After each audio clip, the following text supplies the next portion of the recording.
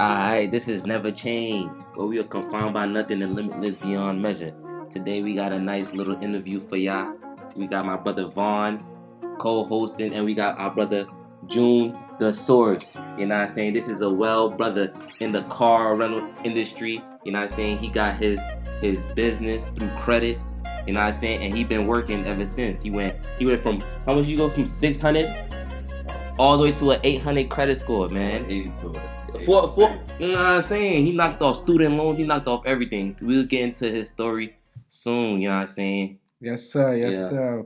Find the source here. You guys know me by Schneider the Source. This special guest we have here right now, he comes from humble beginnings. I mean, this guy, all odds was against him. And through the face of adversity, man, he was able to just keep pushing through. He never gave up.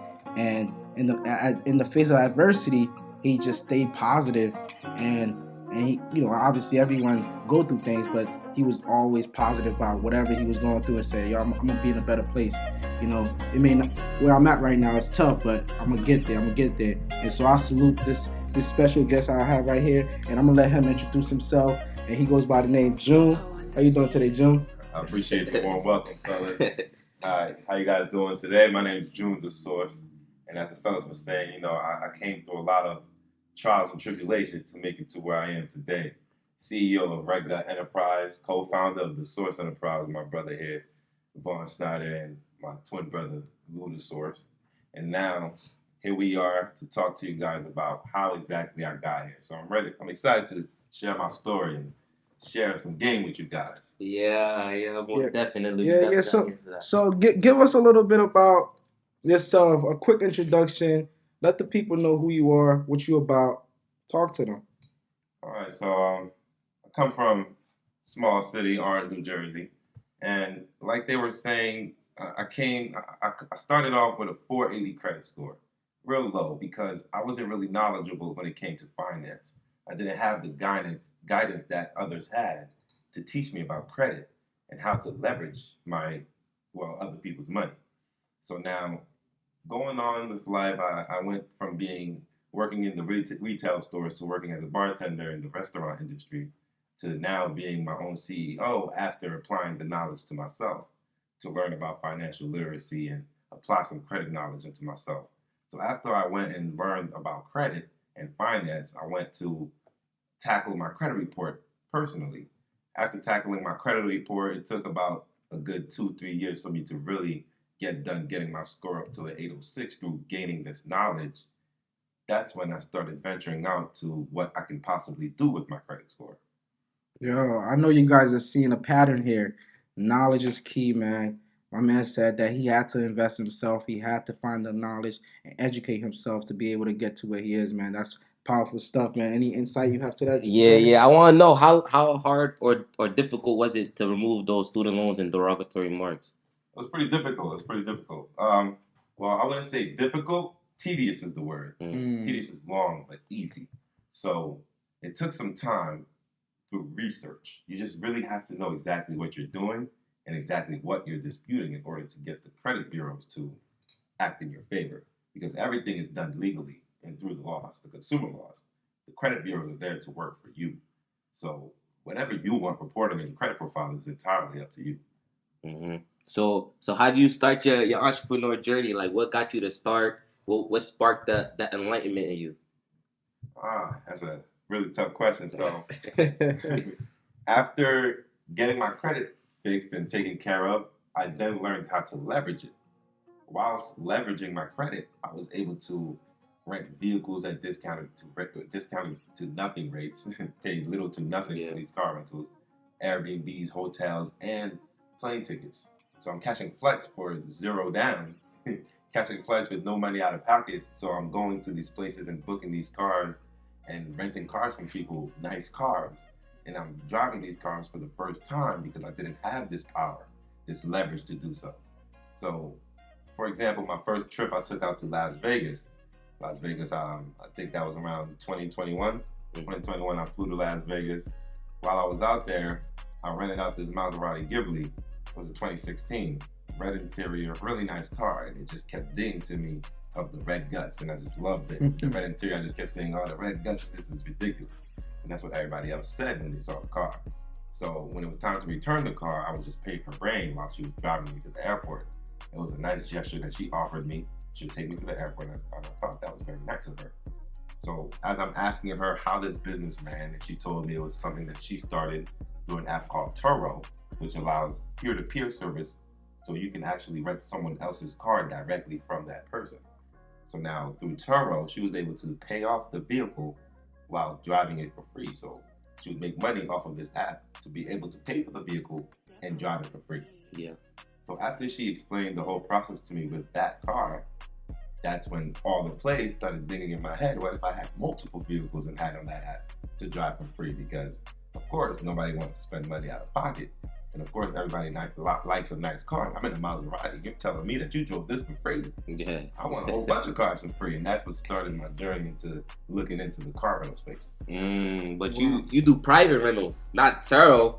So give a little game on how you got into the private rentals and how you go about setting up those. All right, so now when it comes to the private rental industry, I learned a lot of what I know now from a good mentor of mine.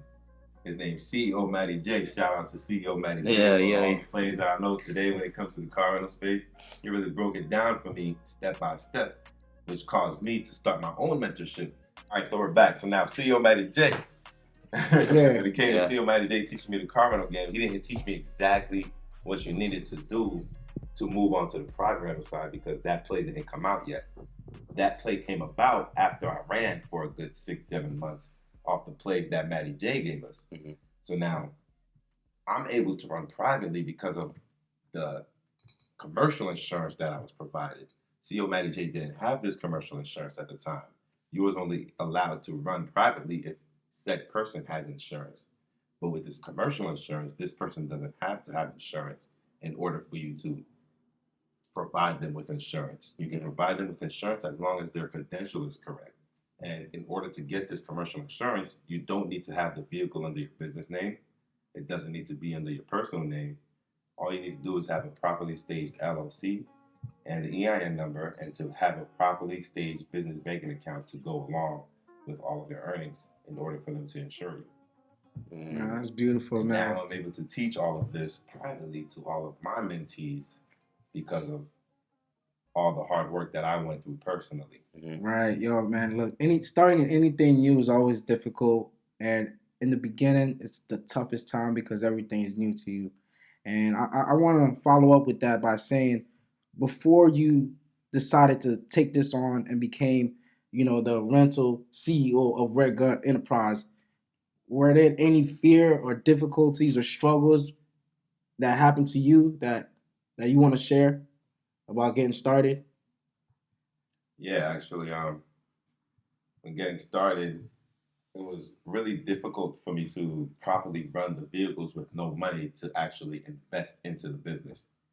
So with everything that I had, I made sure that I properly secured the vehicles when it came to insurance and trackers. I didn't rent not one car out until I had a tracker in there, at least 2 trackers, because if it can happen, it will happen.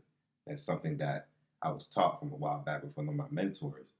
And being that I moved with such caution, I was able to avoid a lot of hurdles that actually did come up in certain situations.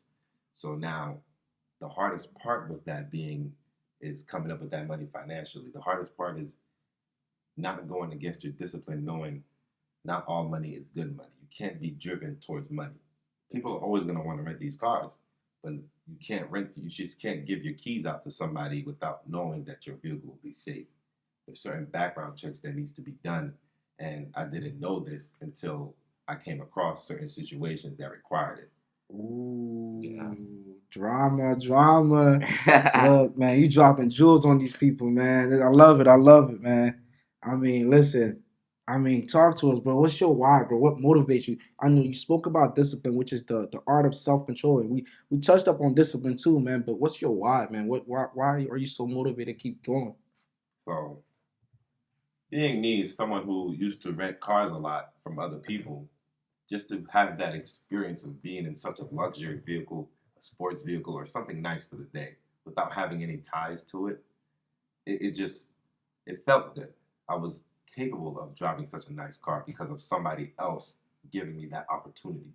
So that caused me to start on my slogan with my business to provide everyone with the opportunity to drive their dream cars.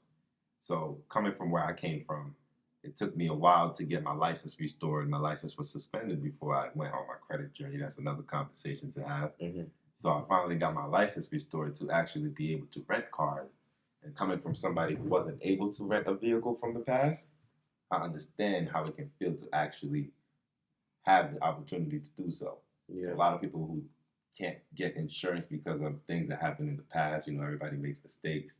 Not everybody is the same person they were a few years ago. You can't hinder somebody for something that happened in the past when they're trying to do better. Everyone makes mistakes. Everyone makes mistakes. Yeah, big facts. Anything you want to add to that? Yeah, one thing I want to point out is that really took my attention was when you said that you learned from CEO Matty J how to do the rentals, but then you took it a step further to learn more on how to do the private insurance. So I like that for the fact being everyone in their industry or wherever business they're in, they should always constantly look to grow and learn more in their industry. Yeah, for sure. Always do your due diligence. That a lot of people, they're just throwing it out there for you, throwing the feed out there, the fish. So now it's your turn to actually fish for the fish. If that makes sense. Yeah, no. You need to go out and seek the food. They're just giving you the opportunity, the wildlife, telling you, hey, there's food over there. Now it's your job to go out and hunt. So that's exactly what I had to do, is do my own research. I'm still doing research to this day to learn more about the industry and see how I can grow and provide more to the people. Fact, there's always more information. Yeah. Right. Because the course itself gave you a lot of information, but it took a lot of courage for you to execute and get it done. And that extra step that you took to learn more about the industry actually brought more value to you to becoming the CEO that you are today. So I say that to say this. I mean, give the viewers a play, man. Talk to them like, you said you got 5 cars in 2 weeks. Like, talk to us, man. Like all on the table. All right, so it was actually 5 cars in 5 days. So I'm gonna go ahead and give you guys that play right there. I'm gonna share some game with you guys. So when it comes to your credit profile, it takes 30 to 60 days for anything to report on your credit profile. Some may take 30 to 90 days. So your credit profile actually refreshes every 30 days. So once you go out and apply for something, it can be anything, a credit card, a mortgage, an auto loan for your vehicle. It takes about 30 to 90 days for it to actually show on your credit report. So now I'm not giving you guys this play for you to go ahead and, burn your credit profiles up. But if you have a good standing credit profile, a positive standing credit profile, you can go and apply for a vehicle loan through any bank. Chase Bank, Bank of America. You go ahead and apply for that through one bank. You get the approval, pre-approval, whatever it may be, and you can go ahead and apply for another vehicle loan through another bank, and they won't know that you just applied for one. You'll have a hard inquiry, but that's all they'll see. So now you just apply for 3-4 different auto loans, and you can go out shopping for vehicles all at the same time with those approvals. You can even go to the dealerships and get the approvals at the dealerships and bounce around, going and get you some vehicles to go ahead and scale quickly in the beginning, which I don't recommend. I recommend doing your homework, not jumping into a lot of liabilities like that all at once without knowing exactly what you're getting into, because I've seen a lot of people get burnt doing this method. But this is one of the good methods that you can use to scale quickly. Yo, man, thank you for sharing that gem, bro. Wow. Yeah, that's Jim Bro, man. That's Jim. That was Jim. Wow. Jim Bro with the gem. Nah, I'm saying. Man. Yeah. So June, man. So how do you connect your lifestyle to the car rental, being like a CEO? Like, what do you do on a day to day, and how is that for you? All right, so day to day, not a day goes by where I don't talk about my business. Because if you don't talk about it, nobody will know. Nobody's gonna know that you started something up in the house and you're trying to provide this service to everybody. How will I know? With all these things on social media, news, everything going on with the world, Nobody has time to really worry about something so small now. I'm not saying our business is small, but a small business, an LLC, that's exactly what it is in the beginning. It's your job to grow it to be exactly what you want it to be. You see, you don't see a Bugatti commercial because they built their standards up there to the point where they don't even have to run ads. All day you'll see Toyota and Honda pushing ads to try and sell their vehicles because these are cars that needs to be pushed, needs to be seen because not everybody knows their value. You ever took like a big loss on one of your vehicles? Oh yeah. I took a really huge loss in the very beginning.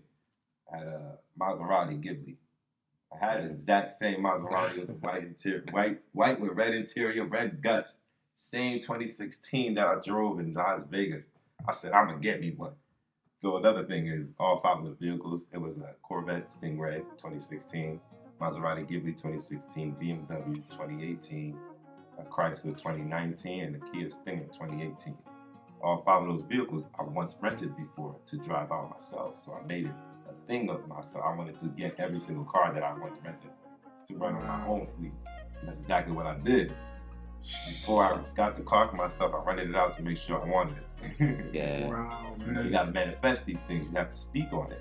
So now the big loss that I took was actually on my Maserati Ghibli. So another story with the car rental game is I had a Maybach on the fleet. You know, I had a Maybach. So I had this one client who was renting that Maybach back to back every weekend, 2 months in a row. No incidents. He finally wanted to rent the Maybach, and I didn't have it available for him. Maybach was a very expensive vehicle. You're paying at least $800 a day to be in that Maybach. So he just wanted a car for that one night, and me being somebody who was chasing that money, as I said before, don't chase the money. Now all money is good money. I wanted to accommodate to him. I wanted to take care of him. So I let him rent out my Maserati for that one night, but I didn't do any paperwork for him because it was only one day. It was only one night, and he only needed it because I didn't have the Maybach available. He only wanted it one night. So I went and tried to accommodate for him, and that's when he crashed the Maserati that same night. Ended up totaling it. So now with that total loss, I tried to file an insurance claim with his insurance, but they denied the claim because of the fact that he lied to them. It wasn't even me that lied to them. He lied to them, but he needs to cover my vehicle. So my argument was that's him that lied to them. They still denied coverage for my vehicle. And now I was on the hook for a $40,000, $50,000 car because of somebody else. Somebody else lying to their insurance company and trying to avoid the situation. Wow. Yeah, that's a big loss. That was a pretty big loss I had to take. And now, ever since then, it didn't matter who they were, family or not. My own younger sister rented a vehicle from me who ended up totaling it 2 months after that.